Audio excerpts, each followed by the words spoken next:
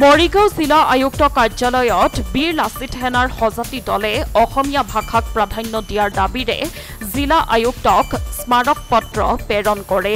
মৰিগাঁও জিলাৰ প্ৰতিটো চুককোণৰ লগত ব্যক্তিগত খণ্ডৰ বিদ্যালয়সমূহত অসমীয়া ভাষাক প্ৰাধান্য দিয়াৰ দাবীৰে এখন 2 দফীয়া দাবীৰে এক স্মাৰক পত্ৰ প্ৰেৰণ কৰে আৰু অনাগত দিনত যিসমূহ উৎসৱ আহি আছে সেই উৎসৱসমূহতো অসমীয়া ভাষাক প্ৰাধান্য দিয়াৰ দাবী জনায়। মৰিগাঁৱৰ পৰা ৰাহুল ডেকাৰ ৰিপৰ্ট সংবাদ লহৰ। হয়, আজি বীৰ লাচিত সেনা অসম মৰিগাঁও জিলা সমিতিৰ এটি সজাতি দলে মৰিগাঁও জিলাৰ সন্মানীয় আয়ুক্ত ডাঙৰীয়াক আমি এখন 2 দাবী সম্বলিত স্মাৰক পত্ৰ প্ৰেৰণ কৰিলোঁ।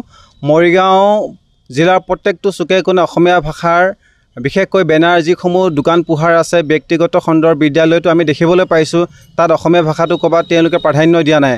যিহেতু অসমীয়া ভাষাটো মাতৃভাষা, গতিকে মৰিগাঁও জিলাৰ প্ৰশাসনক আমি দাবী উত্থাপন কৰিছোঁ। মৰিগাঁও প্ৰত্যেকখন দোকান পোহাৰ সমান্তৰালভাৱে জাগিৰৰ পৰা ধৰি প্ৰত্যেকটো অঞ্চলত মৰিগাঁও অধীনত থকা প্ৰত্যেকখন দোকান পোহাৰতে আমাৰ অসমীয়া ভাষাটো তাত ডাঙৰকৈ লিখিব লাগিব।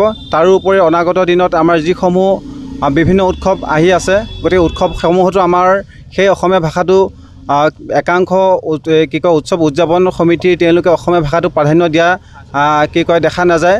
গতিকে সেয়েহে আজি আমি এই 2টা দাবী সম্বলিত বিষয়ক লৈ কেনে আজি আমি মৰিগাঁও জিলা সন্মানীয় আয়ুক্ত ডাঙৰীয়া এখনেই স্মাৰক পত্ৰ আমি প্ৰেৰণ কৰিছোঁ আৰু অতি সোনকালে যদি এই বিষয়টোৰ ক্ষেত্ৰত যদি মৰিগাঁও জিলাৰ প্ৰশাসনে যদি গুৰুত্ব তেওঁলোকে প্ৰকাশ নকৰে, তেন্তে আমি বীৰ লাচিত সেনা অসম মৰিগাঁও জিলা সমিতিৰ উদ্যোগত আমি নিজাববীয়াকৈ কিছু গণতান্ত্ৰিক আৰু অহিংসভাৱে আমি প্ৰতিবাদ কৰিবলৈ আমি বাধ্য হ'ম। তাৰ কাৰণে কিন্তু বীৰ লাচিত সেনা অসম মৰিগাঁও জিলা সমিতি জগৰীয়া নহয়।